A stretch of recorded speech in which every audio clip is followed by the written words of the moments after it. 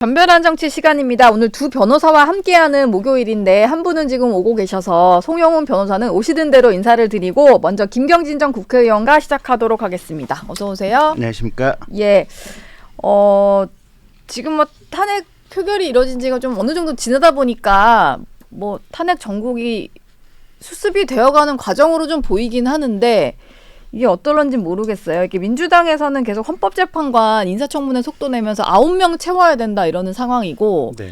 이걸 임명을 할 수 없다는 게 또 정부 여당 쪽 논리인 것 같고 네. 이런데 이게 뭐 야당 혼자라도 청문회는 진행할 것 같네요, 분위기가. 그렇죠. 지금 23일 날 청문회하고 24일 날 청문회하고 27일 날 본회의 열어가지고 임명 동의안 국회 본회의 표결하겠다라고 하는 게 지금 민주당 입장인 것 같고요. 예. 정부에서는 아직 뭐 임명 불가 방침은 아닌 것 같아요. 그건 의논해 봐야 되겠고 깊은 생각을 하겠다라는 입장인 것 같고 네. 여당 권성동 원내대표 입장은 이거 임명해서는 안 되는 거 아니냐.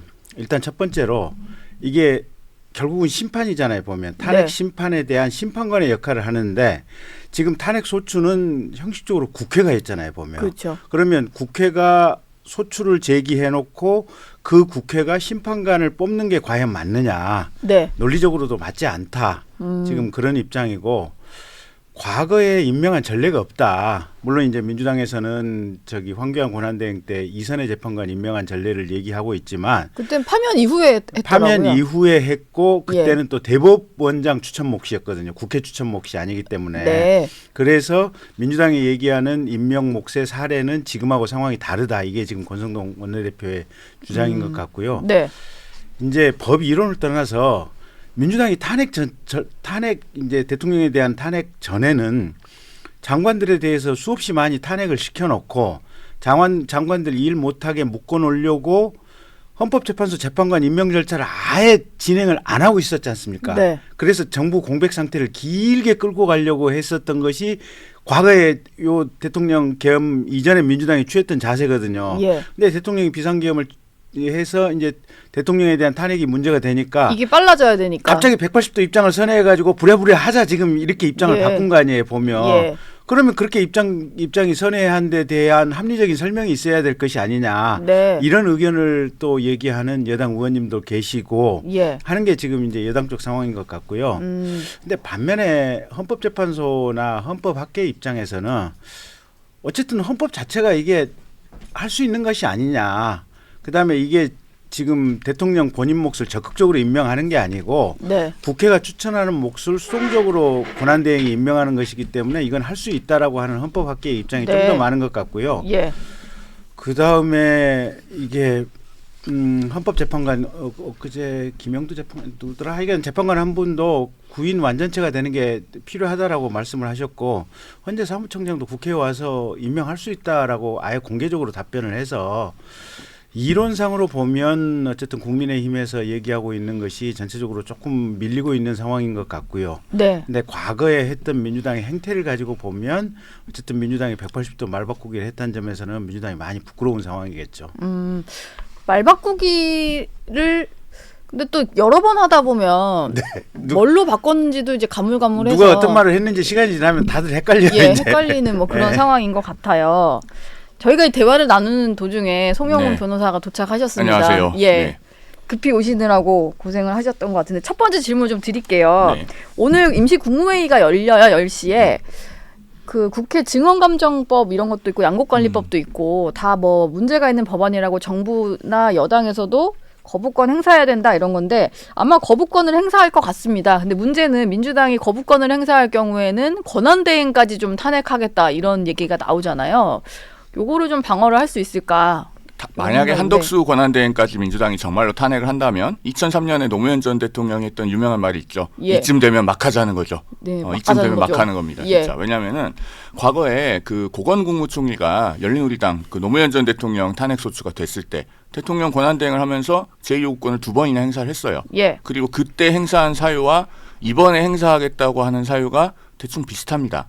그때 고건 그 권한 대행이 거부권을 행사한 법률 두 개거든요. 하나는 사면법 개정안, 네. 다른 하나는 거창 사건 명예회복 특별법이에요. 예. 그 사면법안은 당시에 강금실 법무장관이 검토 의견을 냈는데 헌법 정신에 반한다. 당시에 이제 뭐 대통령이 사면할 때는 그 특별 사면할 때 뭐 국회 보고하고 국회 동의를 받아야 되는 그런 내용이었습니다. 그래서 네. 그거 제2요건 행사를 했고, 그다음에 거창 사건 명예회복 특별법은 정부 재정이 너무 많이 소요된다. 그게 이유였어요. 네. 그렇게 해서 제2요구권을 행사를 하고 국회에 가서 이제 임기 만료 폐기가 된 그런 전례가 있습니다. 그러면은 본인들이 정권을 잡았을 때도 과거에 대통령 권한 대행이 제2요구권을 두 번이나 행사를 했잖아요. 그걸 가지고 탄핵 소추를 한다면은 말이 안 되는 거죠. 그러니까 아마 다른 빌미를 잡아서, 예를 들면은 뭐 지금 비상계엄 사태를 막지 못한 것에 대해서 헌법적 법률적 책임이 있다, 이렇게 주장하면서 탄핵 소추를 할지는 모르겠는데, 만약에 그렇게 한다면은 이제 2024 헌나 9 사건이 생기는 거 아니겠습니까? 예. 국민들께서 보면서 너무 어이없어 하실 거예요. 1년에 같은 네. 그 정부에서 탄핵 사건이 9번이나 발생을 해서 줄줄이 다 직무정지 되어 있는 게 맞느냐, 얼마나 나라가 불안정해지겠냐, 예. 여기에 대해서 아마 국민적인 우려가 정말 커서 민주당이 큰 역풍에 직면할 겁니다.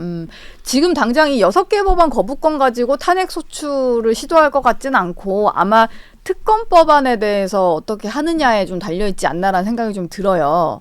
어떻게 좀 보시나요?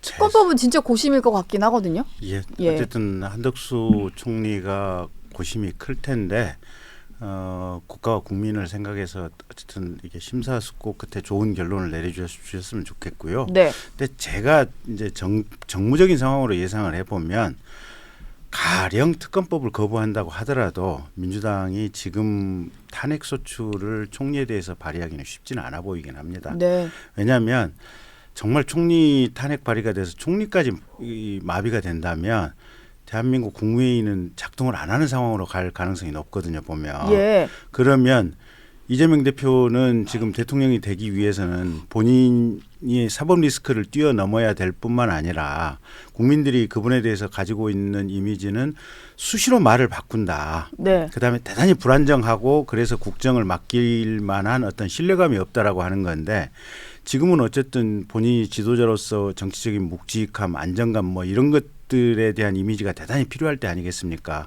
근데 이 상황에서 총리까지 탄핵을 한다? 그러면 그와 관련된 이미지를 이재명 당대표가 얻을 수 없기 때문에 저는 아마 거부권을 행사한다고 하더라도 쉽사리 탄핵을 발동하기는 쉽지 않아 보인다라는 게 제 의견입니다. 지금 국정을 빠르게 안정시키자고 외치고 있는 상황에서 네. 그렇게 또 누군가를 탄핵시키는 거는 좀 부담이 될 것이다. 그렇죠. 이렇게 보시는군요. 이게 어제 채널A 단독 보도인데요. 그 대통령실에서도 한덕수 권한대행까지 탄핵 소추하는 상황에 대해서 좀 검토를 하고 있는 모양이에요. 근데 뭐 이런 얘기가 있더라고요. 이제 대통령 같은 경우는 탄핵 요건이 재적의원의 3분의 2고 국무위원들은 과반이잖아요. 근데 대통령 권한대행이 되어버린 국무총리는 명확한 규정이 없다고 하더라고요. 그럼 대통령의 권한을 대행을 하고 있기 때문에 대통령의 요건으로 봤을 때는 3분의 2다. 뭐 이런 식의 해석을 좀 하고 있는 것 같더라고요. 제 개인의 의견을 말씀드리자면 그건 예. 3분의 2가 아니고 본래 하고 있는 그 직위, 그러니까 본직에 따라서 그 국무총리로 봐서 과반이면 탄핵 소추 의결은 할 수 있다. 그렇게 보는 게 맞을 그런가요? 겁니다. 왜냐하면 예. 권한 대행이라고 하는 것은 어디까지나 권리 또는 사고 상황에서 그 권리나 사고라고 하는 그 요건 사실이 해소될 때까지 일시적으로 그 권한만 대행하는 것이지 본인의 직위 자체가 바뀌는 건 아니잖아요. 지금 우리가 한덕수 대통령 권한 대행이라고 하지 한덕수 대통령이라고 하는 건 아닙니다. 그렇죠. 그러니까 또 과반, 그치죠. 예, 네. 제적 과반수로 탄핵 소추안을 의결할 수 있다고 보는 쪽이 더 타당할 것 같기는 한데 네. 문제는 이런 것을 검토해야 되는 초현실적인 상황이에요. 대통령을 탄핵 소추하는 것만 해도 어마어마한 일인데 그 대통령의 직위를 권한을 대행하고 있는 한덕수 국무총리마저 탄핵을 하겠다. 이렇게 하는 것은 너무나 비정상적인 일이죠. 과거에 예. 그 박근혜 전 대통령이 이제 탄핵이 됐을 때도 황교안 국무총리가 대통령 권한 대행을 하면서 그러면은 조기 대선에 출마를 할 거냐 말 거냐가 한창 그 관심이 집중됐었잖아요. 네. 그때 최종적으로 황교안 국무총리가 대권에 도전하지 않기로 결정할 때 중요한 요인 중에 하나가 그럼 본인마저 그만두고 나가면은 유일로 경제부총리가 대통령 권한 대행을 하는, 외국에서 봐서는 매우 놀라운 상황이 펼쳐지게 된다는 점이 작용을 했습니다. 이번에도 만약에 한덕수 총리를 탄핵 소추하면 그러면 최상목 경제부총리가 대통령 권한 대행을 해요. 네. 전 세계에서 어떻게 보겠어요? 넘버 원, 넘버 투가 다 직무 정지가 되고 예. 넘버 3가 대통령 권한 대행을 한다. 정말 이건 뭐 국가 신인도나 그 외환시장, 주식시장 말할 것 없이 어마어마한 영향을 미치는 일입니다. 민주당이 정말 이성을 되찾아야 된다라는 말씀 드리고 예. 싶어요. 민주당도 뭐 그런 면에서는 고심을 좀 많이 하고 있지 않을까 싶습니다. 민주당은 지금 뭐 재판관 추가 임명도 압박을 하고 있고, 그리고 탄핵 심판이 4월 18일 전에는 끝내야 된다 이런 주장을 하고 있는데, 왜냐하면 4월 18일에 또 임기가 만료되는 2명의 재판관이 더 있어서 뭐 그런 것 같아요. 근데 이거는 당연히 좀 마지노선은 이렇게 될 수밖에 없을 것 같네요. 4월 18일 전에는 마무리를 해야. 그렇기는 한데 예. 그냥 최근에 나오는 지금 권성동 원내대표님의 발언과 또 대통령실에서 지금 어떻게 보면 심판 관련 서류 수치를 사실상 안 하고 있는 상황들 아니겠습니까? 네. 이 상황 맥락을 종합해 보면 어쩌면 지금 대통령님께서는 4월 18일을 넘겨가서 아마 이걸 좀 길게 끌고 갈 수도 있다라는 생각을 하시는 것이 아닌가. 예. 그런 머릿속에 좀 추정도 듭니다. 재판을 계속 지연시키겠다. 탄핵 네, 재판을. 네. 그러면 경우에 따라서는 뭐 상황이 아주 다양한 상황이 전개가 될 수 있는데요. 만약에 예. 그렇게 생각하시는 게 현실화가 되고 가능성이 생긴다면 네. 그러면 어쩌면 뭐 탄핵 재판이 내년 가을까지도 갈 수 있지 않을까. 그래서 대한민국 정국이 이게 대단히 유동적인 상황이 매우 길어질 수도 있다. 예. 지금 그러다 보니까 뭐 윤석열 대통령도 그렇고 이재명 대표도 침대 축구한다 이런 비판이 나오는 거잖아요. 국민의힘 입장에서도 이재명 대표의 재판 지연을 계속 비판을 하면서 탄원서까지 내고 있는 상황인데, 대통령 역시 비슷한 행동을 하고 있으면 목소리에 힘이 실릴 수 있을까 이런 생각이 좀 드네요. 그러니까 일단 송달은 다 정상적으로 받는 게 맞죠. 예. 이재명 대표도 지금 뭐 주소 뻔히 이제 법원도 다 알고 있는데 계속 폐문 부재로 송달이 안 되는 상황이 정상은 아니지 않습니까? 예. 그래서 지금 찾아온다는 그렇죠. 거잖아요. 집행관 송달로 해서, 그러니까 송달이라고 하는 게 원래 가장 기본적인 형태는 이제 우편 송달인데, 예. 우편 송달이 안 되면 법원 집행관이 이걸 들고 가서 송달을 할 수 있습니다. 그 다음에 송달 장소도 그 사람의 주소지로 송달이 안 되면 뭐 고용이 되어 있거나 혹은 뭐 위임을 받았거나 이렇게 해서 근무하고 있는 장소를 알 수 있으면 그곳에 가서 송달을 할 수 있고, 네. 심지어는 그런 경우로도 송달이 안 되면 그 사람을 직접 만나서 송달할 수 있다는 법률상의 규정이 있어요. 예. 예를 들면은 이재명 대표 같은 경우는 만약에 국회의원회관으로 찾아갔는데도 의원회관 문도 닫혀 있고 아무도 나오지 않고 송달이 안 된다라고 하면 이재명 대표 장외 집회도 많이 다니잖아요. 예. 장외 집회 하는데 찾아가서 직접 들고 가서 줄 수도 있어요. 아, 그럼 이 대표 일정을 파악해서 그런 것도 가능해요. 사실은 법적으로는. 예. 그렇게 하면 이재명 대표도 정말 망신스러운 상황이 될 거예요. 기자들이 다 있는 데서 막 받게 되는 이렇게 일이. 받게 되는 상황도 예. 법적으로는 아니, 가능하다. 네. 이거 사실은 저기 우리 국민의힘 의원님들은 이재명 대표 아침마다 저 국회 본청으로 출근하잖아요. 예. 기자들한테 당대표 일정 다 공지 나가잖아요. 보면. 그쵸. 그거 보고 출근 일정에 좀 피켓 시위 좀 하셨으면 좋겠어요. 음. 이재명 대표님 공직선거법 위반 항소심 사건 이게 항소심 접수 통지 받으세요. 피켓 시위 좀 하시고요. 예. 그다음에 민주당 의원님들은 저기 저 한남동 관제 앞에 가셔가지고 예. 대통령님 헌법재판소 네. 재판 이게 송달 좀 제발 예. 수령 좀 하세요. 네. 양쪽 의원님들이 서로 크로스로 가서 피켓 시위 좀 하세요. 이게 국민들이 부끄러워 죽겠어요. 예. 이게 대한민국 국가의 지도자란 분들이 이렇게 사법 절차를 대놓고 무시하는데 네. 이게 어안이 아니 보통 사람들 입장에서 보면 어떻게 예. 이 재판 서류를 안 받아요.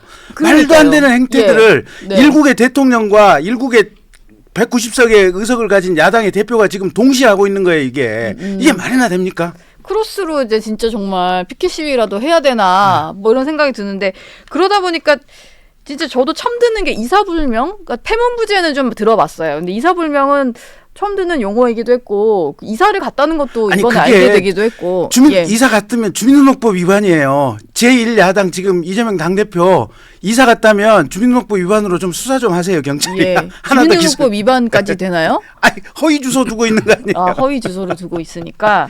아무튼 양쪽 다 빨리 송달은 받으셔야죠. 네. 그게 정상이에요. 예. 지금 항소심 변호인을 선임을 하지 않은 상황이라서 이게 원래는 변호인이 있으면 그쪽을 통하면 될 일인데 그것조차 하지 않으니까 더 뭐 지연이 되는 것 같아요. 근데 집행관이 들고 갔는데도 실패하는 경우도 있을 수 있나요? 그건 이제 피고인이 도주한 경우에는 송달이 안 되죠. 아, 도주해서 정말로 예, 소재를 알 수 정말로 없다. 만날 수 없는 경우. 소재 탐지까지 했는데도 소탐이 안 된다. 예. 그러면은 이제 송달이 안 될 수 있는데 이재명 대표는 어디서 뭐 하는지 우리가 다 아는 사람이잖아요. 네. 말씀하신 것처럼 국회 본청에 출근할 때 그 본관 앞에서 대기하고 있다가 송달할 수도 있고 장외 집회 나갈 때 만나서 송달할 수도 있고 뭐 예. 여러 가지 방법이 있습니다. 그러니까 피한다고 피해지는 것이 아니니 이재명 대표도 빨리 좀 송달을 떳떳하게 받아야 된다라는 말씀을 드립니다. 예. 지금 법률위원회에서도 활동하고 계시니까 이 얘기 또 하나 더 여쭤보겠습니다. 국민의힘에서는 이재명 대표 2심 재판, 이게 선거법 2심 재판 얘기를 하는 건데 2월 15일까지 끝내달라 뭐 이런 취지의 탄원서도 내실 예정이라고 하더라고요. 이게 2월 15일이 되는 게 11월 15일에 1심이 나왔으니까 그로부터 3개월 안에 끝내달라 이런 취지인 거죠? 정확히 말하면은 이건 2월 15일은 아니고 네. 사건이 12월 6일에 서울고등법원에 올라갔기 때문에 그때로부터 3개월로 봐서 3월 6일까지 3월 6일까지. 3월 6일까지는 끝내는 게 공직선거법 270조에 부합합니다. 예. 반드시 맞춰야 된다라고 돼 있잖아요. 그러니까 예. 633. 그렇죠. 3월 6일까지는 끝내야 되는데 이게 가능은 해요. 왜냐하면 이건 제가 좀 설명을 드리면은 그 이재명 대표는 경기도지사 선거를 치르고 그 선거법 위반으로 재판을 받았잖아요. 네. 그때 허위사실 공표가 3가지. 그러니까 검사 사칭, 대장동 공익관수, 친형 강제 입원. 그다음에 그 친형 강제 입원 관련해서는 그 직권남용 권리행사 방해 혐의까지 같이 있었습니다. 그러니까 예. 총 4덩어리였어요. 네. 사건의 사이즈가 굉장히 크고 그 당시에도 1심에서 불렀던 증인이 한 50여 명 됩니다. 이번에 그 대장동, 백현동 크게 2가지 쟁점이 있었던 허위사실 공표 사건도 1심 증인이 한 50여 명 돼요. 사건의 크기가 비슷하죠. 네. 그 당시에 항소심을 1심 판결이 2019년 5월 16일에 선고가 되고 5월 27일에 사건이 2심에 올라갑니다. 2심 판결이 언제 나오냐면 2019년 9월 6일에 나와요. 예. 석 달 열흘 걸렸거든요. 네. 딱 102일 만에 끝났습니다. 이게 가능해요. 이 정도 사이즈 사건에서. 네. 그러니까 법원이 의지를 갖고 절차를 진행을 하고 그다음에 이재명 대표 측에서 어떤 고의적인 지연 전술을 구사하더라도 그걸 재판부가 적절한 절차 진행으로 제어를 하고 차단을 하면 3월 6일까지 끝내는 건 충분히 가능합니다. 전 그것보다 더 빨리 끝내는 것도 가능하다고 보고 있습니다. 네. 근데 어쨌든 송달을 받아야 이제 되는 거잖아요. 근데 지금 12월 6일부터 그 사건이 올라왔잖아요. 예. 그때부터 3개월이니까 본인이 송달을 안 받거나 해서 지나간 시간은 그건 본인의 불이익으로 돌아가야죠. 그러니까 계속 그때- 안 받아서 그 지나간 시간에 대해서는 예. 불필요한 증인 신청을 차단하거나 네. 이런 방식으로 해서 제가 봤을 때는 충분히 기한을 맞출 수 있다. 어쨌든 재판부의 시간은 계속 가고 있는 그렇죠. 것이다. 네. 요 얘기도 두 분이 이제 변호사시니까 여쭤봐야 될 것 같아요. 어제 검찰이 공수처로 대통령 내란죄 수사 사건을 이첩을 했습니다. 이게 대통령 측 변호사들도 계속 수사기관이 좀 정리될 필요가 있다 얘기를 했는데 결과적으로 검찰이 손을 뗀 모양새가 됐어요. 근데 그동안 수사를 좀 가장 적극적으로 했던 게 검찰인데 왜 갑자기 공수처로 보냈을까? 이게 약간 속내가 있지 않을까 이런 생각이 들었거든요. 근데 뭐 큰 틀에서 뭐 공수처의 역할이라든지 형사소송법 체계론 뭐 이런 얘기는 일단 오늘은 안 하겠고요. 예. 근데 이렇게 지금 모든 수사기관이 다 하겠다고 난립하는 상황에서는 어쨌든 한 군데로 정리가 되는 것은 반드시 필요한 것 같고요. 네. 그다음에 두 번째 국방부 장관이라든지 또 군인들에 대해서 관련 사건 수사의 필요성을 가지고 법원이 영장을 발부해 주긴 했지만 네. 어쨌든 현재의 법상으로는 검찰이 내란죄 수사권에 대한 논란이 없었던 것은 아니니 예. 공수처로 통일하는 것이 이론적으로 문제도 없어 보이기는 합니다. 그래서 저는 어쨌든 검찰총장이 내린 결단은 비교적 국가의 장래를 위해서 잘한 것이다. 저는 그렇게 보고 있고요. 예. 특히 야당에서 검찰에다가 계속 손대라라는 요구를 했지 않습니까? 네. 뭐 당신네들 도이치모터스 수사할 때도 뭐 오해받은 일을 해놓고 왜 지금은 또 수사하겠다고 그러느냐.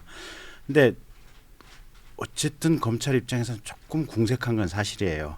그래서 그 모든 상황을 다 종합했을 때 이게 이첩으로 한 것은 큰 틀에서 봐서는 현재 그냥 국가를 위해서 가장 잘된 결정이다. 저는 그렇게 보고 있습니다. 가장 잘된 결정이다. 네.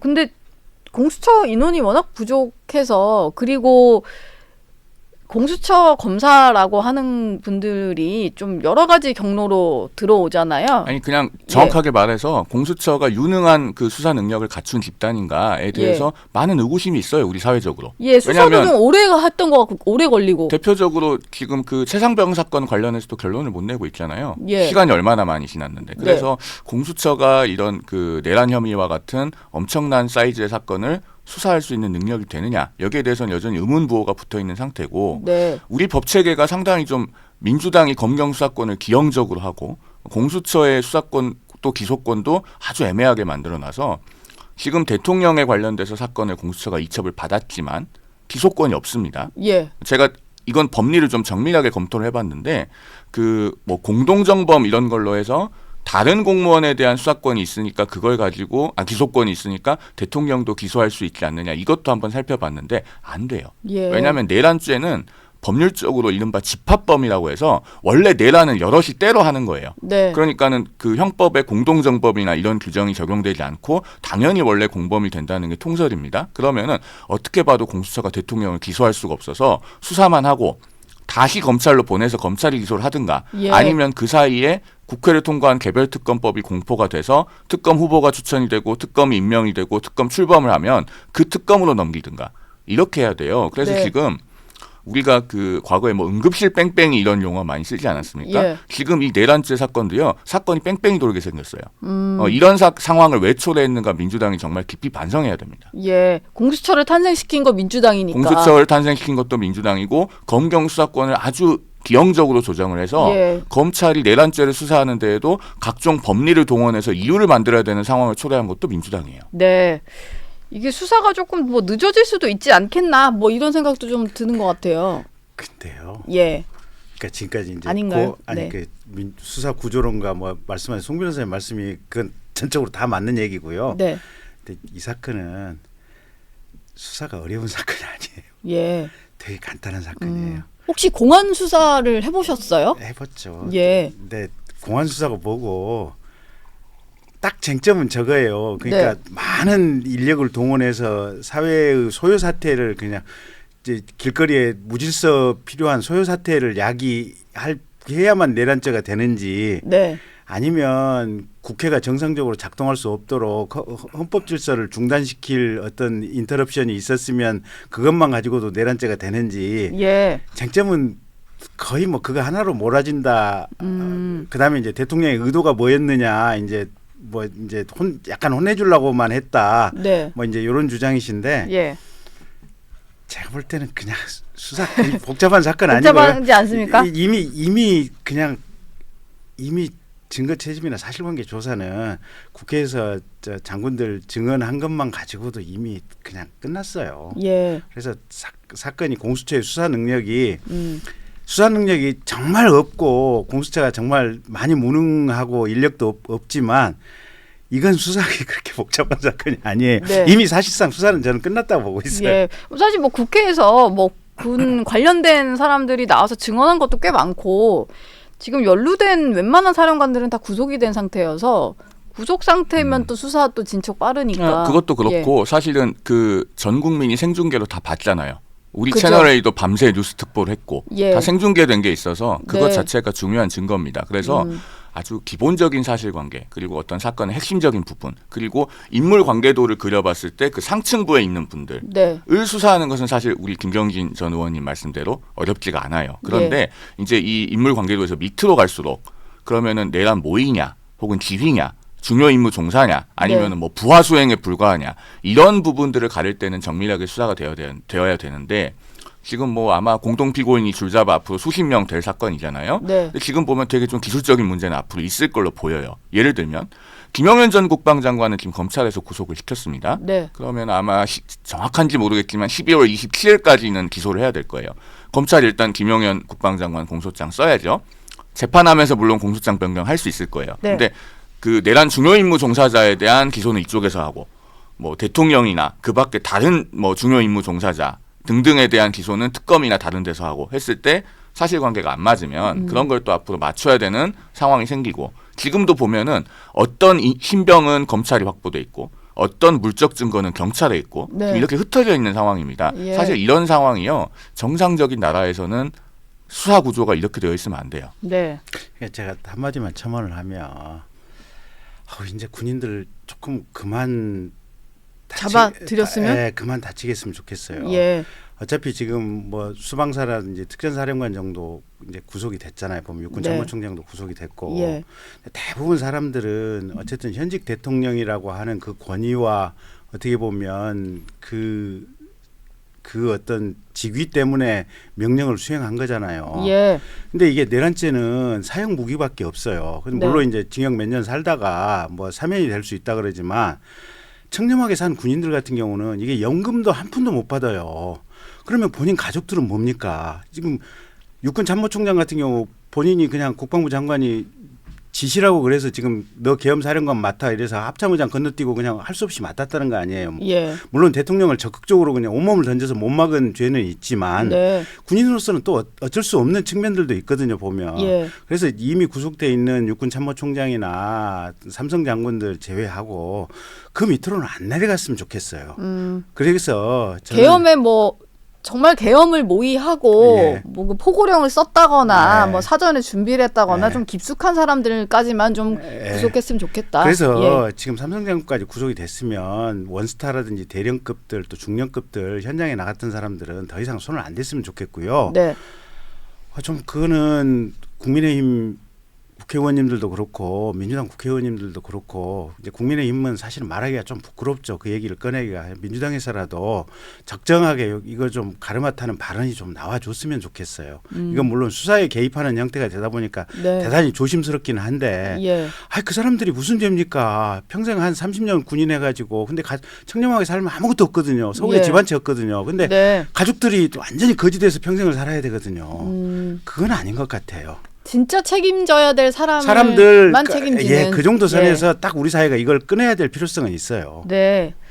뭐 사실 모든 군을 초토화시키면 지금은 아무 문제가 없어 보입니다만 뭐 안보 태세에도 좀 걱정은 되기는 해요.